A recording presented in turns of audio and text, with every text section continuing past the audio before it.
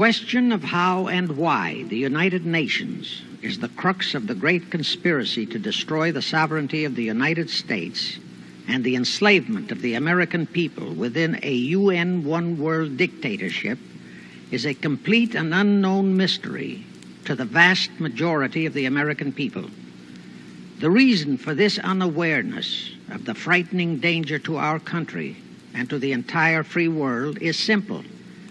The masterminds behind this great conspiracy have absolute control of all of our mass communications media, especially television, the radio, the press, and Hollywood. We all know that our State Department, the Pentagon, and the White House have brazenly proclaimed that they have the right and the power to manage the news, to tell us not the truth, but what they want us to believe. They have seized that power on orders from their masters of the great conspiracy. And the objective is to brainwash the people into accepting the phony peace bait to transform the United States into an enslaved unit of the United Nations one world government. First of all, bear in mind that the so-called UN police action in Korea, fought by the United States, in which 150,000 of our sons were murdered and maimed, was part of the plot, just as the undeclared by Congress war in Vietnam, in which our sons are dying, is part of the plot, just as the plot against Rhodesia and South Africa, in which our sons will be dying, is part of the UN plot.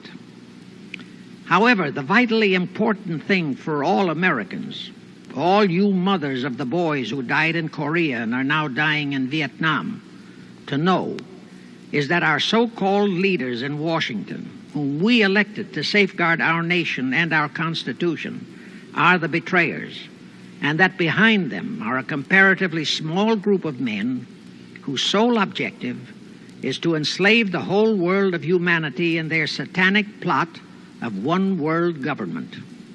Now, in order to give you a very clear picture of this satanic plot, I will go back to its beginning, clear back in the middle of the 18th century, and name the men who put that plot into action, and then bring you down to the present, today's status of that plot. Now, as a matter of further intelligence, a term used by the FBI, let me clarify the meaning of the expression, "He is a liberal." The enemy, meaning the one-world conspirators, have seized upon that word liberal as a cover-up for their activities. It sounds so innocent and so humanitarian to be liberal. We'll make sure that the person who calls himself a liberal or is described as a liberal is not in truth a red. Now then, this satanic plot was launched back in the 1760s when it first came into existence under the name of the Illuminati. This Illuminati was organized by one Adam Weishaupt, born a Jew, who was converted to Catholicism and became a Catholic priest, and then, at the behest of the then newly organized House of Rothschild, defected and organized the Illuminati. Naturally, the Rothschilds financed that operation. And every war since then, beginning with the French Revolution, has been promoted by the Illuminati, operating under various names and guises. I say under various names and guises because after the Illuminati was exposed and became too notorious, Weishaupt and his co-conspirators began to operate under various other names. In the United States, immediately after World War I, they set up what they called the Council on Foreign Relations, commonly referred to as the CFR. And this CFR is actually the Illuminati in the United States. And its hierarchy, the masterminds in control of the CFR, to a very great extent are the descendants of the original Illuminati conspirators. But to conceal that fact, Most of them changed their original family names to American-sounding names. For example, the true name of the Dillons, Clarence and Douglas Dillon, once Secretary of the U.S. Treasury Department, is Lepowski. I'll come back to all this later. There is a similar establishment of the Illuminati in England, operating under the name of the British Institute of International Affairs. There are similar secret Illuminati organizations in France, Germany, and other nations operating under different names. And all these organizations, including the CFR, continuously set up numerous subsidiary or front organizations that are infiltrated into every phase of the various nations' affairs. But at all times, the operations of these organizations were and are masterminded and controlled by the internationalist bankers, who in turn were and are controlled by the Rothschilds. The details of how they accomplished the setting up of the CFR in the United States, as also in the other nations, are far too voluminous to be described in this dissertation.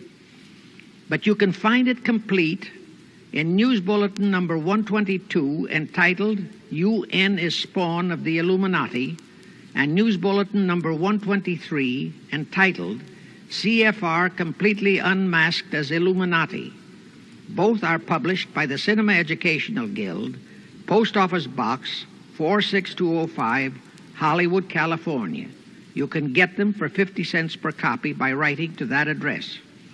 Those news bulletins reveal the names of the original founders of the Illuminati and the Americanized names of their descendants in the present CFR.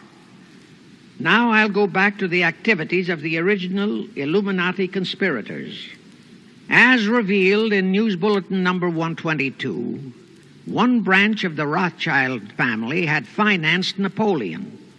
Another branch of the Rothschilds, both branches the real masterminds of the Illuminati, financed Britain, Germany, and the other nations in the Napoleonic Wars.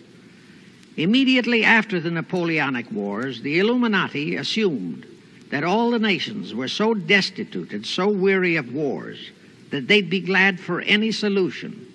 So the Rothschild stooges set up what they called the Congress in Vienna, and at that meeting they tried to create the first League of Nations, their first attempted one world government, on the theory that all the crowned heads of the European governments were so deeply in debt to them that they would willingly or unwillingly serve as their stooges. But the Tsar of Russia caught the stench of the plot and completely torpedoed it. The enraged Nathan Rothschild, then the head of that dynasty, vowed that someday he or his descendants would destroy the Tsar and his entire family. And his descendants did accomplish that very threat in 1917. At this point, bear in mind that the Illuminati was not set up to operate on a short-range basis. Normally, a conspirator of any type enters into a conspiracy with the expectation of achieving his objective during his own lifetime. But that was not the case with the Illuminati. True, they hoped to accomplish their objective during their lifetime. But, paraphrasing The Show Must Go On, the Illuminati operates on the very long-range basis. Whether it will take scores of years or even centuries, they have dedicated their descendants to keep the plot boiling until they hope the conspiracy is achieved. Now let's go back to the birth of the Illuminati. Adam Weishaupt was a Jesuit-trained professor of canon law, teaching in Ingolstadt University when he defected from Christianity to embrace the Luciferian conspiracy. It was in 1770 that the professional moneylenders, the then recently organized House of Rothschild, retained him to revise and modernize the age-old protocols of Zionism, which from the outset was designed to give the synagogue of Satan, so named by Jesus Christ, ultimate world domination, so they could impose the Luciferian ideology upon what would remain of the human race after the final social cataclysm by use of satanic despotism. Weishaupt completed his task May 1st, 1776. Now you know why May 1 is the great day with all communist nations to this very day. That was the day, May 1, 1776, that Weishaupt completed his plan and officially organized the Illuminati to put the plan into execution. That plan required the destruction of all existing governments and religions. That objective was to be reached by dividing the masses of people whom he, Weishaupt, termed Goyim, or human cattle, into opposing camps in ever-increasing numbers on political, social, economic, and other issues, the very conditions we have in our country today. The opposing sides were then to be armed and incidents provided which would cause them to fight and weaken themselves and gradually destroy national governments and religious institutions. Again, I say, the very conditions in the world today. And at this point, let me stress a prime feature of the Illuminati plans. When and if their blueprint for world control, the protocols of the elders of Zion, is discovered and exposed, they would wipe all the Jews off the face of the earth in order to divert suspicions from themselves. If you think this is far-fetched, bear in mind that they permitted Hitler, a liberal socialist himself, who was financed by Krupp, Kennedy, the Warburgs, and the Rothschilds, to incinerate 600,000 Jews. Now, just why did the conspirators choose the word Illuminati for their satanic organization? Weishaupt himself said that the word is derived from Lucifer and means holders of the light, using the lie that his objective was to bring about a one-world government to enable those with mental ability to govern the world and prevent all wars in the future. In short, using the word peace on earth as his bait, exactly as that same bait, peace, was used by the 1945 conspirators to foist the United Nations on us. Weishaupt, financed, I repeat, by the Rothschilds, recruited some 2,000 paid followers. These included the most intelligent men in the fields of arts and letters, education, the sciences, finance, and industry. He then established lodges of the Grand Orient, Masonic lodges, to be their secret headquarters. And I again repeat that in all of this he was acting under orders from the House of Rothschild.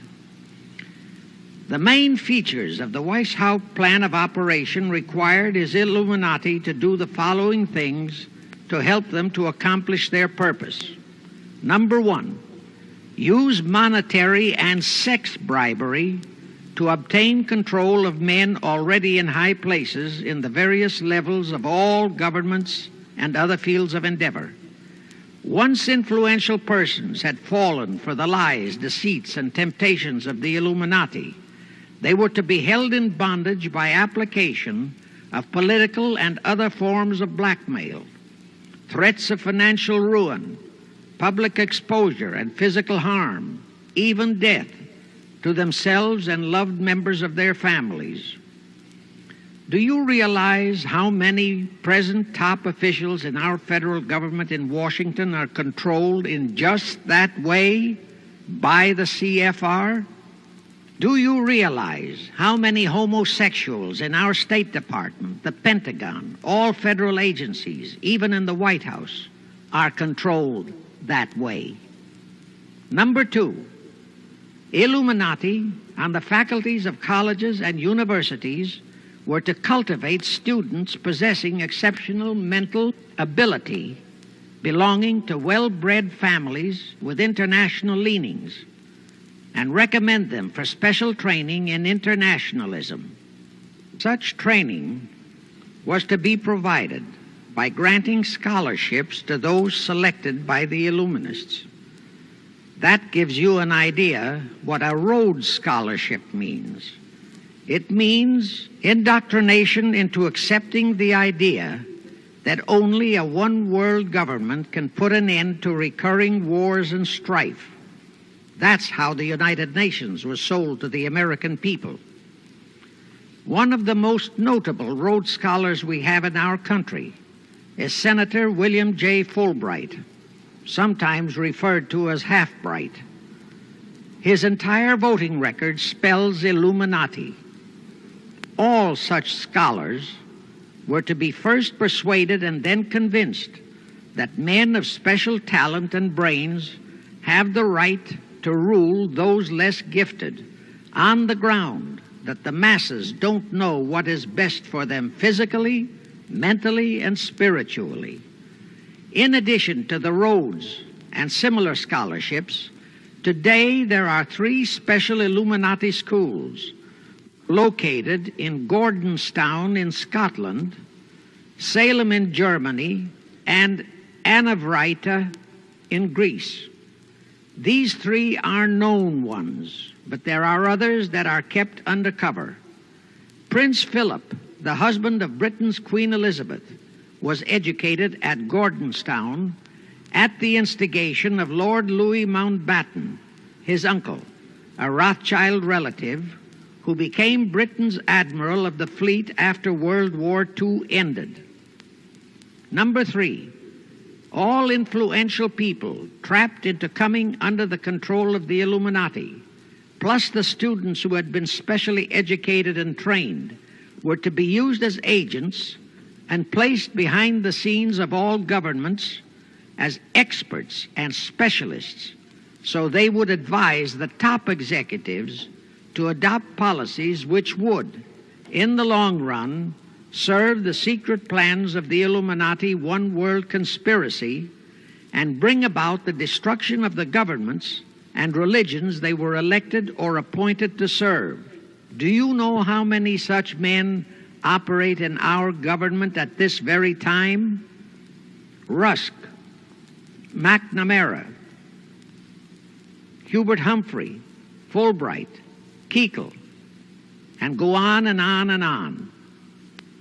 Number 4, perhaps the most vital directive in Weishaupt's plan was to obtain absolute control of the press, at that time the only mass communications media, to distribute information to the public, so that all news and information could be slanted, so that the masses could be convinced that a one-world government is the only solution to our many and varied problems. Now do you know who owns and controls our mass communications media?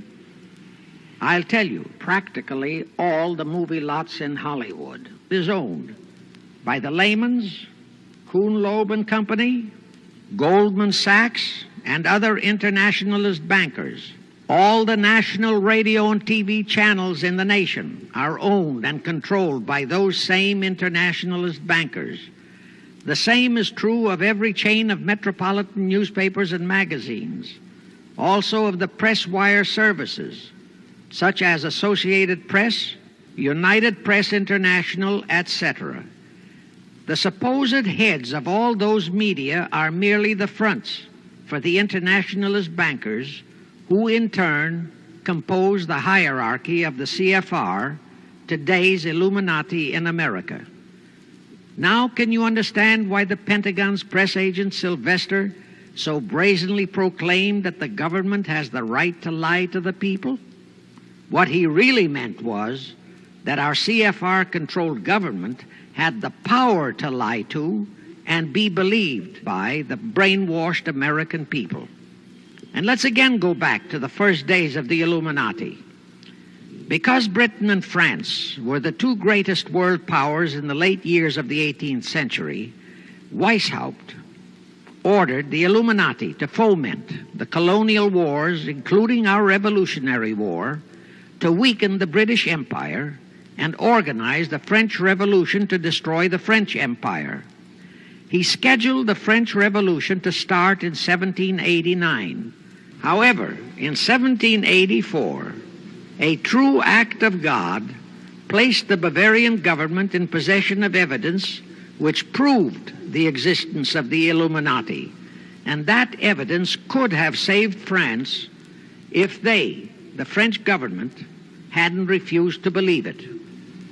Here is how that act of God happened. It was in 1874 that Weishaupt issued his orders for the French Revolution. A German writer named Zwack put it into book form. It contained the entire Illuminati story and Weishaupt's plans. A copy of this book was sent to the Illuminists in France, headed by Robespierre, whom Weishaupt had delegated to foment the French Revolution. The courier was struck and killed by lightning as he rode through Ralston on his way from Frankfurt to Paris. The police found the subversive documents on his body and turned them over to the proper authorities. After careful study of the plot, the Bavarian government ordered the police to raid Weishaupt's newly organized lodges of the Grand Orient and the homes of his most influential associates. All additional evidence thus discovered convinced the authorities the documents were genuine copies of the conspiracy by which the Illuminati planned to use wars and revolutions to bring about the establishment of a one-world government, the powers of which they, headed by the Rothschilds, intended to usurp as soon as it was established, exactly in line with the United Nations plot of today. In 1785, the Bavarian government outlawed the Illuminati and closed the lodges of the Grand Orient. In 1786, they published all the details of the conspiracy. The English title of that publication is The Original Writings of the Order and Sect of the Illuminati. Copies of the entire conspiracy were sent to all the heads of church and state in Europe. But the power of the Illuminati, which was actually the power of the Rothschilds, was so great that this warning was ignored.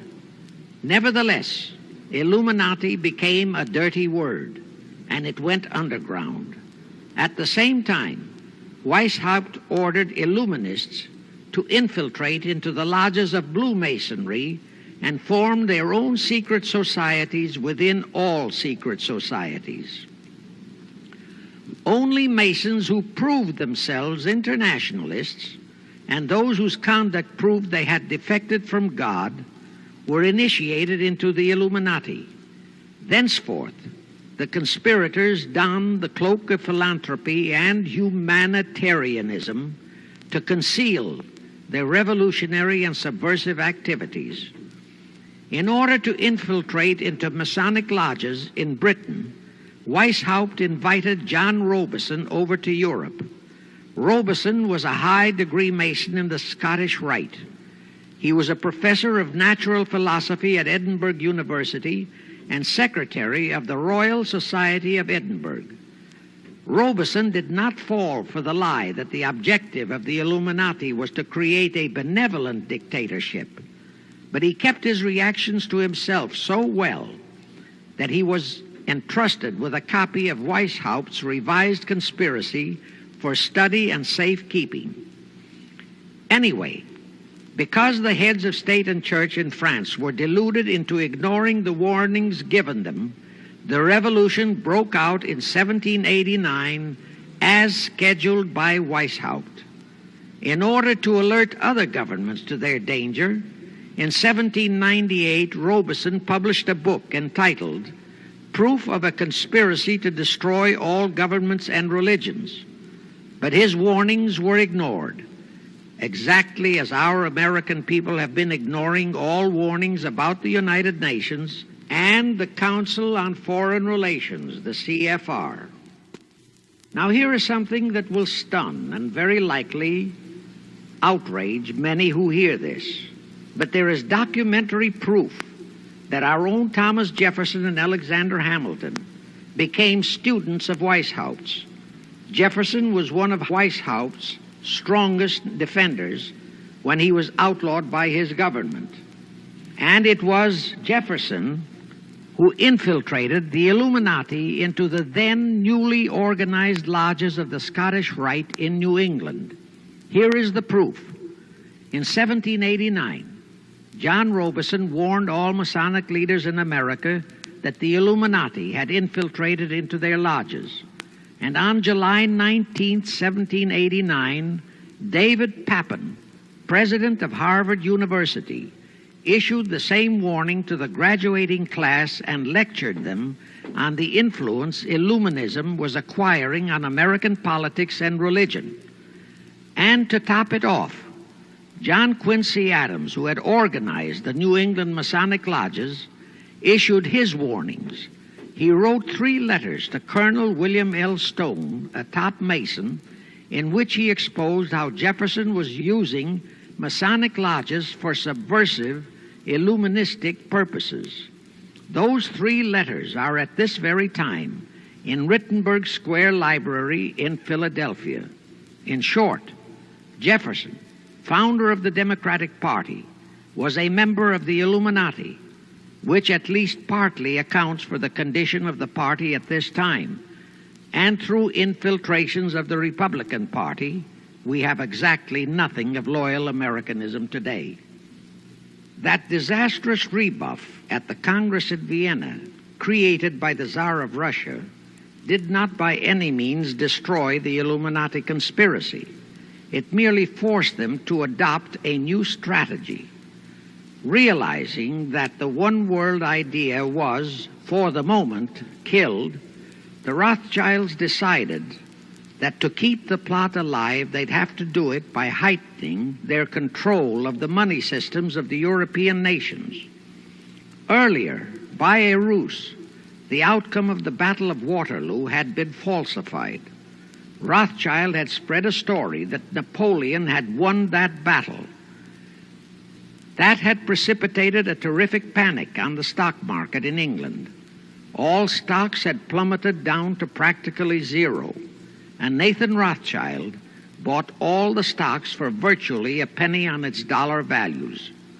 That gave him complete control of the economy of Britain and virtually of all Europe. So immediately after that Congress in Vienna had boomeranged, Rothschild forced Britain to set up a new Bank of England, which he absolutely controlled, exactly as later, through Jacob Schiff, he engineered our own Federal Reserve Act, which gave the House of Rothschild a secret control of the economy in the United States. But now for a moment, let's dwell on the activities of the Illuminati in the United States. In 1826, one Captain William Morgan decided it was his duty to inform all Masons and the general public what the full truth was regarding the Illuminati, their secret plans and intended objectives, also reveal the identities of the masterminds of the conspiracy. The Illuminati promptly tried Morgan in absentia and convicted him of treason. They ordered one Richard Howard, an English Illuminist, to carry out their sentence of execution as a traitor. Morgan was warned and he tried to escape to Canada, but Howard caught up with him near the border, near the Niagara Gorge to be exact, where he murdered him. This was verified in a sworn statement made in New York by one Avery Allen to the effect that he heard Howard render his report of the execution to a meeting of Knights Templars in St. John's Hall, New York. He also told how arrangements had been made to ship Howard back to England. That Allen affidavit is on record in New York City archives. Very few Masons and very few of the general public know that general disapproval over that incident of murder caused approximately half of all the Masons in the northern jurisdiction of the United States to secede. Copies of the minutes of the meeting held to discuss that matter are still in existence in safe hands, and that all that secrecy emphasizes the power of the masterminds of the Illuminati to prevent such terrible events of history from being taught in our schools. In the early 1850s, the Illuminati held a secret meeting in New York, which was addressed by a British Illuminist named Wright. Those in attendance were told that the Illuminati was organizing to unite the nihilist and atheist groups with all other subversive groups into an international to be known as communists. That was when the word communist first came into being, and it was intended to be the supreme weapon and scare word to terrify the whole world and drive the terrorized peoples into the Illuminati one world scheme. This scheme, communism, was to be used to enable the Illuminati to foment future wars and revolutions. Clinton Roosevelt, a direct ancestor of Franklin Roosevelt, Horace Greeley and Charles Dana, foremost newspaper publishers of that time, were appointed to head a committee to raise funds for the new venture. Of course, most of the funds were provided by the Rothschilds. And this fund was used to finance Karl Marx and Engels when they wrote Das Kapital and the Communist Manifesto in Soho, England. And this clearly reveals that communism is not a so-called ideology, but a secret weapon, a bogeyman word to serve the purpose of the Illuminati. Weishaupt died in 1830, but prior to his death he prepared a revised version of the age-old conspiracy, the Illuminati, which under various aliases was to organize, finance, direct, and control all international organizations and groups by working their agents into executive positions at the top. In the United States, we have Woodrow Wilson, Franklin Roosevelt, Jack Kennedy, Johnson, Rusk, McNamara, Fulbright, etc. as prime examples. In addition, while Karl Marx was writing the Communist Manifesto under the direction of one group of Illuminists, Professor Karl Ritter of Frankfurt University was writing the Antithesis under direction of another group. The idea was that those who direct the overall conspiracy could use the differences in those two so-called ideologies to enable them to divide larger and larger members of the human race into opposing camps so that they could be armed and then brainwashed into fighting and destroying each other, and particularly to destroy all political and religious institutions. The work Ritter started was continued after his death and completed by the German so-called philosopher Friedrich Wilhelm Nietzsche, who founded Nietzscheism. This Nietzscheism was later developed into fascism and then into Nazism and was used to foment World Wars I and II. In 1834, the Italian revolutionary leader Giuseppe Mazzini was selected by the Illuminati to direct their revolutionary program throughout the world. He served in that capacity until he died in 1872. But some years before he died, Mazzini had enticed an American general named Albert Pike into the Illuminati. Pike was fascinated by the idea of a one-world government, and ultimately he became the head of this Luciferian conspiracy. Between 1859 and 1871, he, Pike, worked out a military blueprint for 3 world wars and various revolutions throughout the world, which he considered would forward the conspiracy to its final stage in the 20th century. Again, I remind that these conspirators were never concerned with immediate success. They always operated on a long-range view. Pike did most of his work in his home in Little Rock, Arkansas. But a few years later, when the Illuminati's lodges of the Grand Orient became suspect and repudiated because of Mazzini's revolutionary activities in Europe, Pike organized what he called the New and Reformed Palladian Rite. He set up 3 Supreme Councils, one in Charleston, South Carolina, one in Rome, Italy, and the third in Berlin, Germany. He had Mazzini establish 23 subordinate councils in strategic locations throughout the world. These have been the secret headquarters of the world revolutionary movement ever since. Long before Marconi invented radio, the scientists in the Illuminati had found the means for Pike and the heads of his councils to communicate secretly. It was the discovery of that secret that enabled intelligence officers to understand how apparently unrelated incidents, one such as the assassination of an Austrian prince at Sarajevo, took place simultaneously throughout the world, which developed into a war or a revolution.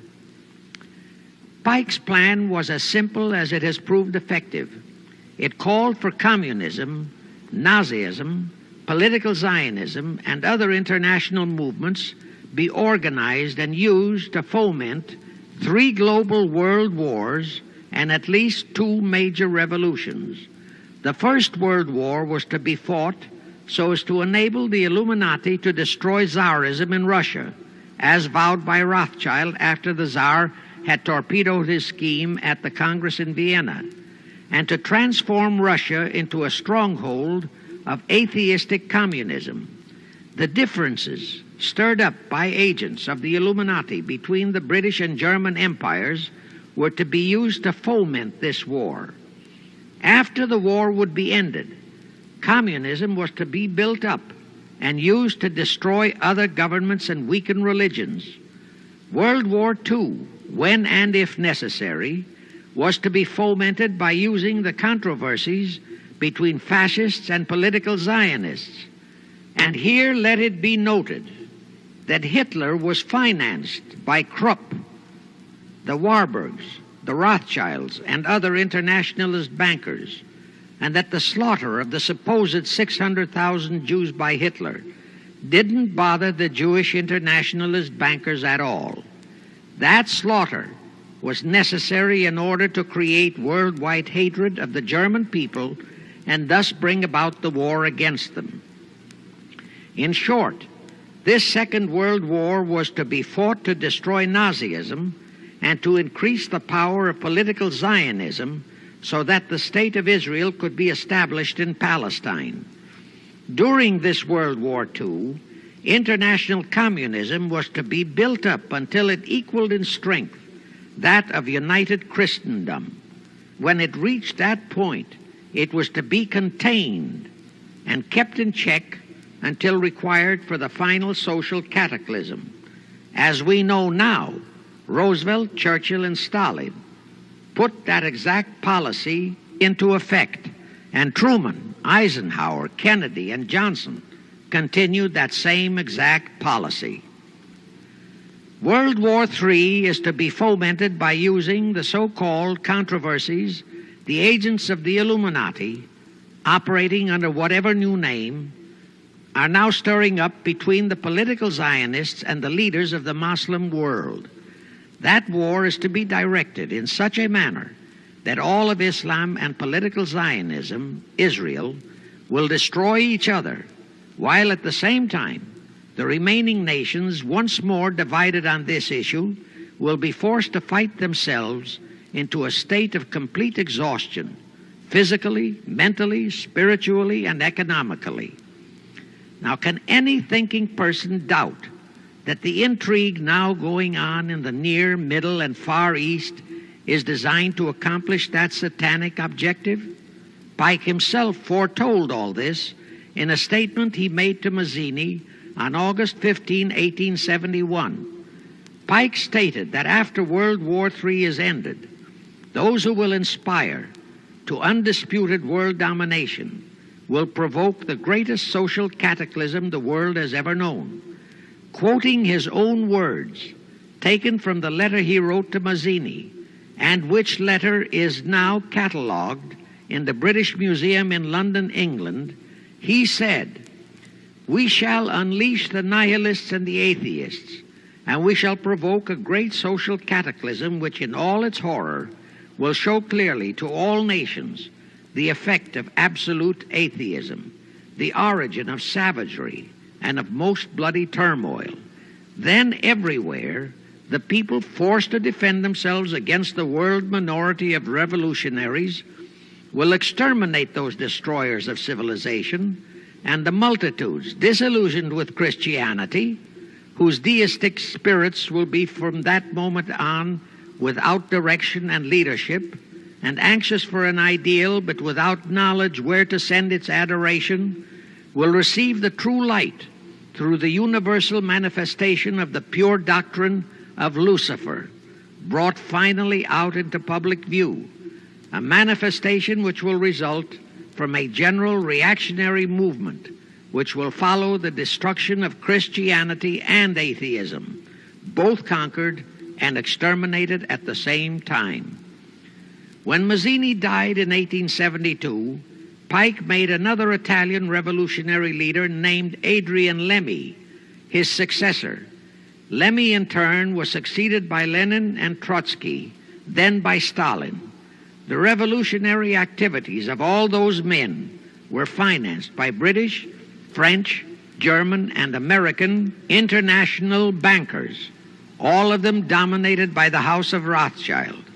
We are supposed to believe that the international bankers of today, like the money changers of Christ's day, are only the tools or agents of the great conspiracy, but actually they are the masterminds behind all of it. While the general public has been brainwashed by all the mass communications media into believing that communism is a movement of the so-called workers, the actual fact is that both British and American intelligence officers have authentic documentary evidence that international liberals operating through their international banking houses, particularly the House of Rothschild, have financed both sides in every war and revolution since 1776.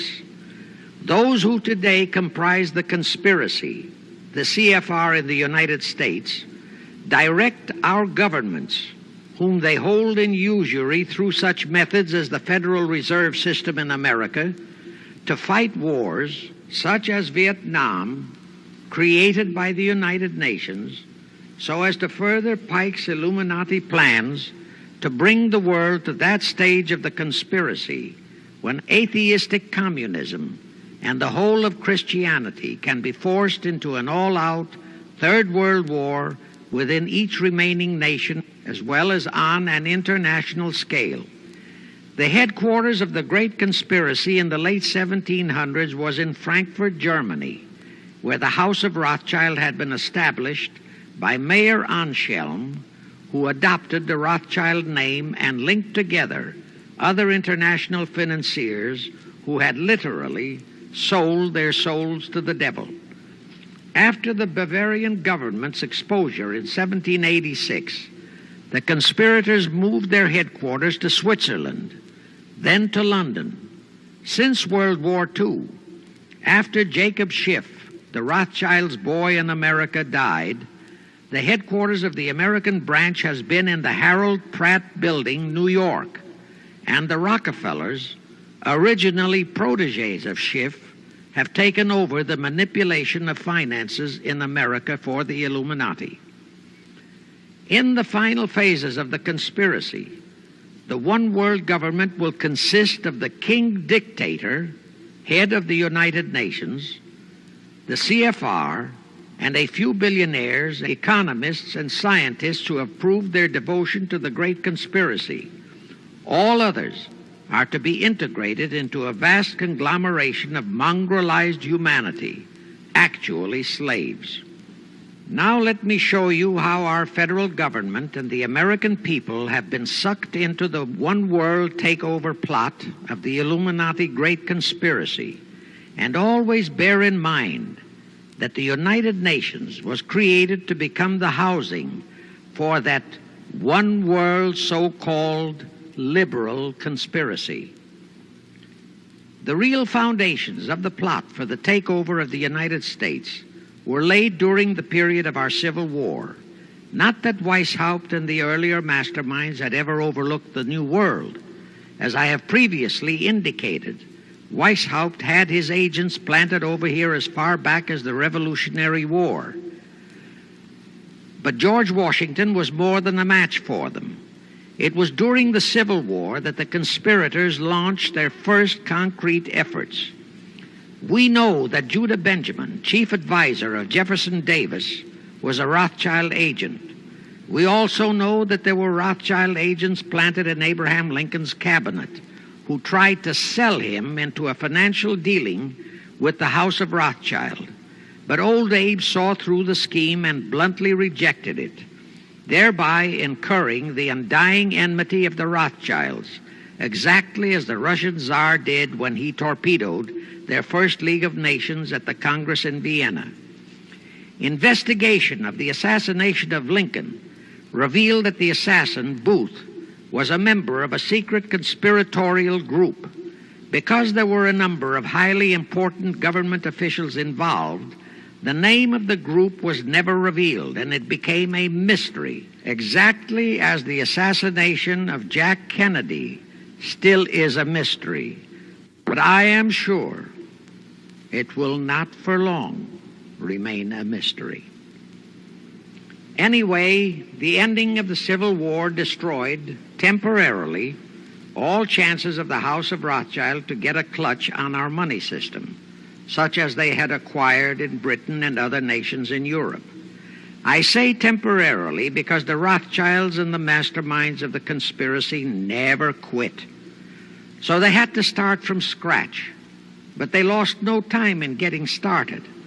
Shortly after the Civil War, a young immigrant who called himself Jacob H. Schiff arrived in New York. Jacob was a young man with a mission for the House of Rothschild. Jacob was the son of a rabbi, born in one of Rothschild's houses in Frankfurt, Germany. I won't go deeply into his background. The important point is that Rothschild recognized in him not only a potential money wizard, but more important, he also saw the latent Machiavellian qualities in Jacob that could, as it did, make him an invaluable functionary in the great one-world conspiracy. After a comparatively brief training period in the Rothschilds' London bank, Jacob left for America with instructions to buy into a banking house, which was to be the springboard to acquire control of the money system of the United States. Actually, Jacob came here to carry out 4 specific assignments. Number 1, and most important, was to acquire control of America's money system. Number 2, find desirable men who, for a price, would be willing to serve as stooges for the great conspiracy and promote them into high places in our federal government, our Congress, in the U.S. Supreme Court, and all federal agencies. Number 3, create minority group strife throughout the nations, particularly between whites and blacks. Number 4, create a movement to destroy religion in the United States, but Christianity to be the chief target. Earlier, I stated that Jacob Schiff came to America with orders by Rothschild to carry out 4 specific directives. The first and most important one was to get control of the United States money system. Let's trace Schiff's step to accomplish that directive. As a first step, he had to buy into a banking house, but it had to be the kind of a house that he could absolutely control and mold for that primary objective of entrapping our U.S. money system. After carefully scouting around, Jacob bought a partnership in a firm that called itself Kuhn and Loeb. Like Schiff, Kuhn and Loeb were immigrants from German Jewish ghettos. They came to the United States in the mid-1840s, Both started their business careers as itinerant pack peddlers. In the early 1850s, they pooled their interests and set up a merchandising store in Lafayette, Indiana, under the firm name of Kuhn and Loeb, servicing the covered wagon settlers on their way west. In the years that followed, they set up similar stores in Cincinnati and St. Louis. Then they added pawnbroking to their merchandising pursuits. From that to money lending was a short and quick step. By the time Schiff arrived on the scene, Kuhn and Loeb was a well-known private banking firm, and this is the firm Jacob bought into. Shortly after he became a partner in Kuhn and Loeb, Schiff married Loeb's daughter, Teresa. Then he bought out Kuhn's interests and moved the firm to New York, and Kuhn and Loeb became Kuhn, Loeb and Company, international bankers, with Jacob Schiff, agent of the Rothschilds, ostensibly the sole owner. And throughout his career, this blend of Judas and Machiavelli, the first hierarch of the Illuminati, great conspiracy in America, posed as a generous philanthropist and a man of great holiness, the cover-up policy set forth by the Illuminati. As I have stated, the first great step of the conspiracy was to be the entrapment of our money system. To achieve that objective, Schiff had to get full cooperation of the then big banker elements in America, and that was easier said than done. Even in those years, Wall Street was the heart of the American money mart, and J.P. Morgan was its dictator. Next in line were the Drexels and the Biddles in Philadelphia. All the other financiers, big and little, danced to the music of those three houses, but particularly to that of Morgan. All of those three were proud, haughty, arrogant potentates. For the first few years, they viewed the little bewhiskered man from the German ghettos with utter contempt. But Jacob knew how to overcome that. He threw a few Rothschild bones to them, said bones being distribution in America of desirable European stock and bond issues. Then he discovered he had a still more potent weapon in his hands in the following. It was in the decades following our Civil War that our industries began to burgeon. We had great railroads to build. The oil, mining, steel, textile industries were bursting out of their swaddling clothes. All that called for vast financing. Much of that financing had to come from abroad. That meant the House of Rothschild, and that was when Schiff came into his own. He played a very crafty game. He became the patron saint of John D. Rockefeller, Edward R. Harriman, and Andrew Carnegie. He financed the Standard Oil Company for Rocky, the railroad empire for Harriman, and the steel empire for Carnegie. But instead of hogging all the other industries for Kuhn, Loeb and Company, he opened the doors of the House of Rothschild to Morgan, Biddle, and Drexel. In turn, Rothschild arranged the setting up of London, Paris, European, and other branches for those three, but always in partnerships with Rothschild subordinates. And Rothschild made it very clear to all those men that Schiff was to be the boss in New York. Thus, at the turn of the century, Schiff had a tight control of the entire banking fraternity on Wall Street, which by then, with Schiff's help, included Lehman Brothers, Goldman Sachs, and other internationalist banks, headed by men chosen by the Rothschilds. In short, that meant control of the nation's money powers, and he was then ready for the giant step, the entrapment of our national money system. Now, under our Constitution, all control of our money system is vested solely in our Congress. Schiff's next important step was to seduce our Congress to betray that constitutional edict by surrendering that control to the hierarchy of the Illuminati's great conspiracy. In order to legalize that surrender and thus make the people powerless to resist it, it would be necessary to have Congress enact special legislation. To accomplish that, Schiff would have to infiltrate stooges into both houses of Congress, stooges powerful enough to railroad Congress into passing such legislation. Equally, or even more important, he would have to plant a stooge in the White House, a president without integrity and without scruples, who would sign that legislation into law. To accomplish that, he had to get control of either the Republican or the Democratic Party. The Democratic Party was the more vulnerable. It was the hungrier of the two parties. Except for Grover Cleveland, the Democrats had been unable to land one of their men in the White House since before the Civil War. There were two reasons for that. Number one, poverty of the party. Number two, there were considerably more Republican-minded voters than Democrats. The poverty matter was not a great problem, but the voter problem was a different story. But as I previously said, Schiff was a smart cookie. Here is the atrocious and murderous method he employed to solve that voter problem. His solution emphasizes how very little the Jewish internationalist bankers care about their own racial brethren, as you shall see. Suddenly, around 1890, there broke out a nationwide series of pogroms in Russia. Many, many thousands of innocent Jews, men, women, and children, were slaughtered by the Cossacks and other peasants. Similar pogroms with similar slaughter of innocent Jews broke out in Poland, Romania, and Bulgaria. All those pogroms were fomented by Rothschild agents.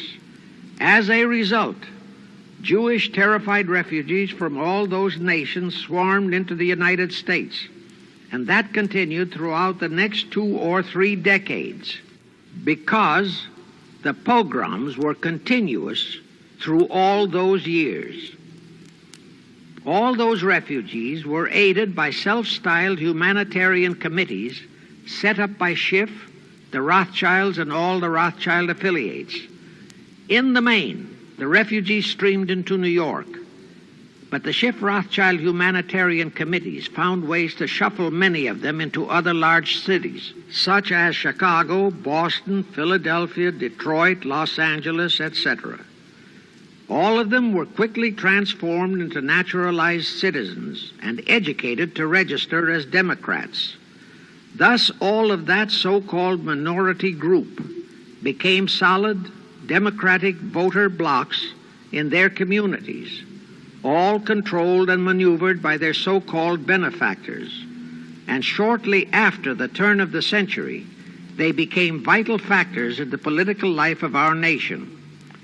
That was one of the methods Schiff employed to plant men like Nelson Aldrich in our Senate and Woodrow Wilson in the White House. At this point, let me remind you of another of the important jobs that was assigned to Schiff when he was dispatched to America. I refer to the job of destroying the unity of the American people by creating minority group and racial strife. By the pogrom-driven Jewish refugees into America, Schiff was creating one ready-made minority group for that purpose. But the Jewish people as a whole, made fearful by the pogroms, could not be depended upon to create the violence necessary to destroy the unity of the American people. But right within America, there was an already made-to-order, although as yet a sleeping minority group, the Negroes, who could be sparked into so-called demonstrations, rioting, looting, murder, and every other type of lawlessness. All that was necessary was to incite and arouse them.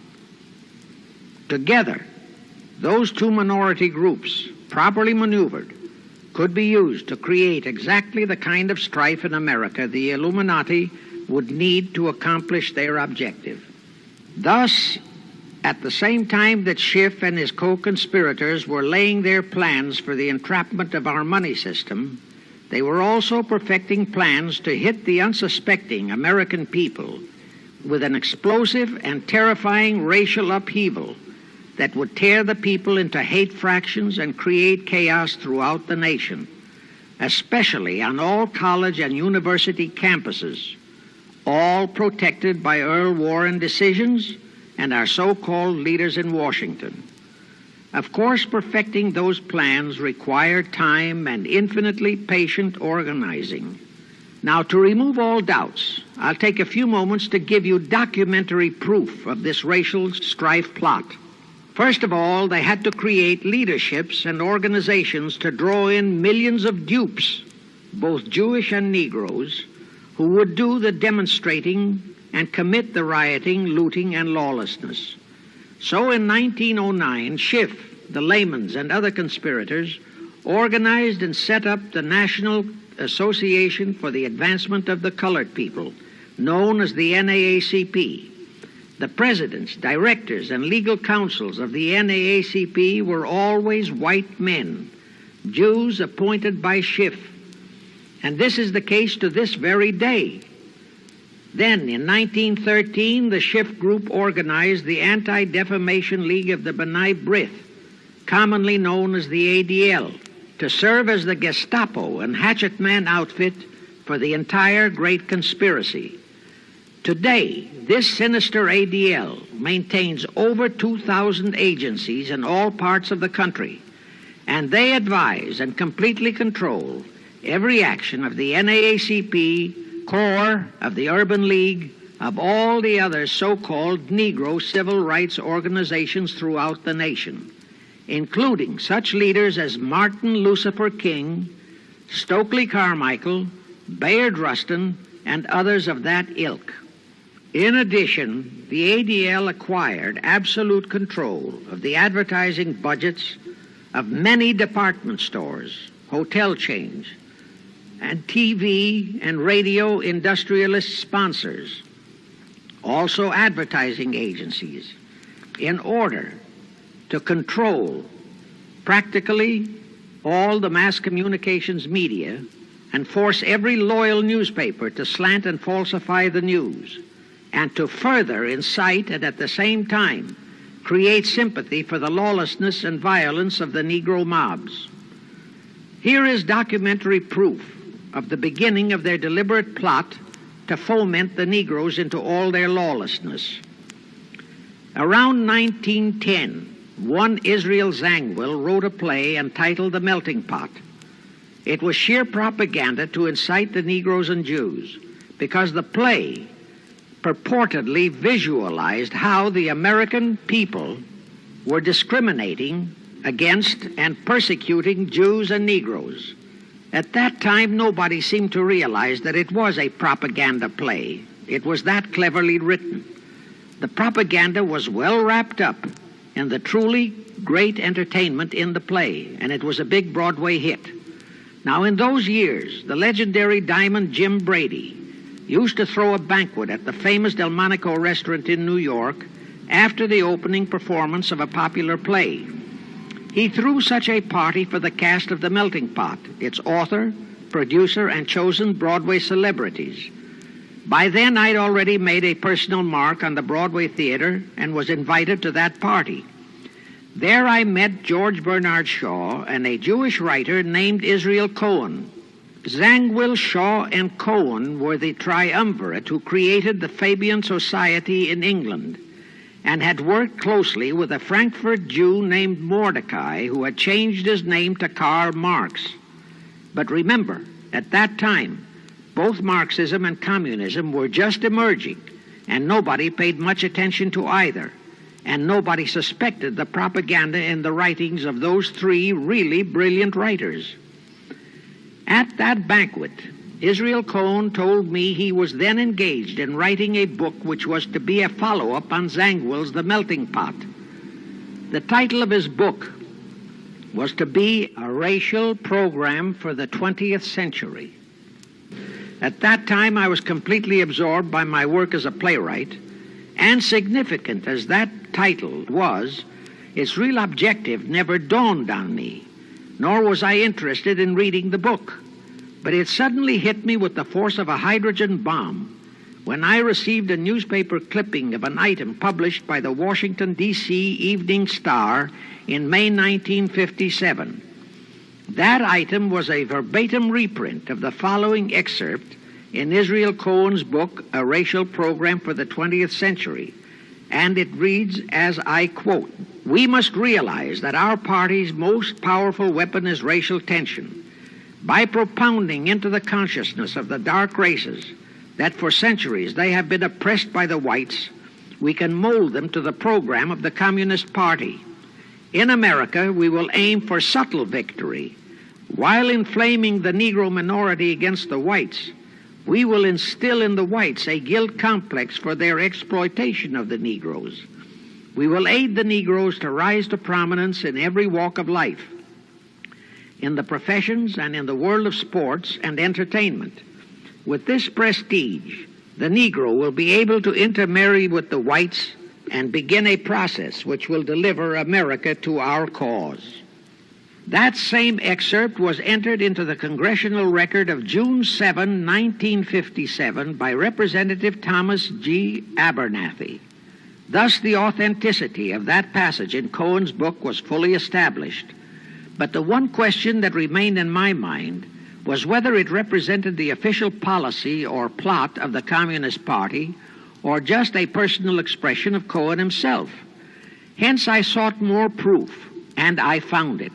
In an official pamphlet published in 1935 by the New York Communist Party's official Workers' Library Publishers.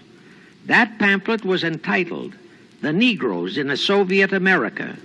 It urged the Negroes to rise up, form a Soviet state in the South, and apply for admission to the Soviet Union. It contained a firm pledge that the revolt would be supported by all American Reds and all so-called liberals. On page 38, it promised that a Soviet government would confer greater benefits to Negroes than to whites. And again, this official communist pamphlet pledged that, I quote, "Any act of discrimination or prejudice against a Negro will become a crime under the revolutionary law," unquote. That statement proved that the excerpt in Israel Cohen's book, published in 1913, was an official edict of the Communist Party and directly in line with the Illuminati blueprint for world revolution issued by Weishaupt and later by Albert Pike. Now there's only one question, and that is to prove that the communist regime is directly controlled by the American Jacob Schiff and London Rothschild masterminds of the Great Conspiracy. A little later, I will provide that proof that will remove even a remote doubt that the Communist Party, as we know it, was created by those masterminds, capitalists, if you will note, that Schiff, the Warburgs, and the Rothschilds planned and financed the entire Russian Revolution, also the murder of the Tsar and his family, and that Lenin, Trotsky, and Stalin took their orders directly from Schiff and the other capitalists whom they supposedly are fighting. Now can you see why the vile Earl Warren and his equally vile co-Supreme Court justices issued that infamous and treasonous desegregation decision in 1954? It was to aid and abet the plot of the Illuminati conspirators to create tension and strife between Negroes and whites. Can you see why the same Earl Warren issued his decision prohibiting Christian prayers and Christmas carols in our schools? It was done to destroy Christianity. Can you see why Eisenhower, despite all the rigid constitutional prohibitions, sent federal troops into a southern state to enforce the desegregation decision? Why Kennedy did likewise? And can you see why Johnson and 66 senators, despite the protests of 90% of the American people, voted for the Consular Treaty, which opens our entire country to Russian spies and saboteurs? All those 66 senators are 20th century Benedict Arnolds. It is up to you and you, all of the American people, to force Congress, our elected servants, to haul in those American traitors for impeachments, and that when proven guilty, they all be given the punishment prescribed for traitors who aid and abet our enemies. And that includes the forcing of rigid investigations by Congress of the CFR and all their fronts, such as the ADL, the NAACP, SNCC, and such Illuminati tools as Martin Lucifer King. Such investigations will completely unmask all the leaders in Washington and the Illuminati and all their affiliations and affiliates as traitors carrying out the Illuminati plot. It will completely unmask the United Nations as the intended crux of the entire plot and force Congress to take the U.S. out of the UN and hurl the UN out of the U.S. In fact, it will destroy the UN and the entire plot. Before I close this phase, I wish to reiterate and stress one vital point, which I urge you to never forget if you wish to save our country for your children and their children. Here is the point. Every unconstitutional and unlawful act committed by Woodrow Wilson, by Franklin Roosevelt, by Truman, Eisenhower, and Kennedy, and are now being committed by Johnson, is exactly in line with the Illuminati conspirators' centuries-old plot outlined by Weishaupt and Albert Pike. Every vicious decision issued by the traitorous Earl Warren and his equally traitorous Supreme Court justices was directly in line with what the Illuminati blueprint required. That all the treason committed by our State Department under Rusk and earlier by John Foster Dulles and Marshall, also all the treason committed by McNamara and his predecessors, is directly in line with that same Illuminati blueprint for the takeover of the world. Also the amazing treason by various members of our Congress, especially by the 66 senators who signed for the Consular Treaty, has been committed on orders from the Illuminati. Now I will go back to Jacob Schiff's entrapment of our money system and the treasonous actions that followed. It will also reveal the Schiff-Rothschild control of not only Karl Marx, but of Lenin, Trotsky, and Stalin, who created the revolution in Russia and set up the Communist Party. It was in 1908 that Schiff decided the time had come for his seizure of our money system. His chief lieutenants in that seizure were Colonel Edward Mandel House, whose entire career was that of chief executive and courier for Schiff, as I shall show, Bernard Baruch, and Herbert Lehman. In the fall of that year, they assembled in secret conclave at the Jekyll Island Hunt Club, owned by J.P. Morgan at Jekyll Island, Georgia. Among those present were J.P. Morgan, John D. Rockefeller, Colonel House, Senator Nelson Aldrich, Schiff, Stillman and Vanderlip of the New York National City Bank, W.N.J. Seligman, Eugene Meyer, Bernard Baruch, Herbert Lehman, Paul Warburg, in short, all of the international bankers in America, all of them members of the hierarchy of the Illuminati's great conspiracy. A week later, they emerged with what they called the Federal Reserve System. Senator Aldrich was the stooge who was to railroad it through Congress. But they held that railroading in abeyance for one chief reason. They would first have to plant their man, an obedient stooge, in the White House to sign the Federal Reserve Act into law. They knew that even if the Senate would pass that act unanimously, the then newly elected President Taft would promptly veto it. So they waited. In 1912, their man, Woodrow Wilson, was elected to the presidency. Immediately after Wilson was inaugurated, Senator Aldrich railroaded the Federal Reserve Act through both houses of Congress, and Wilson promptly signed it, and the Federal Reserve Act became law. That heinous act of treason was committed in December 23, 1913, 2 days before Christmas, when all the members of Congress, except for several carefully picked representatives and 3 equally carefully picked senators, were away from Washington. How heinously treasonous was that act? I'll tell you. Our founding fathers knew full well the power of money. They knew that whoever had that power held the destiny of our nation in his hands. Therefore, they carefully guarded this power when they set forth in the Constitution that Congress, the elected representatives of the people, alone would have that power.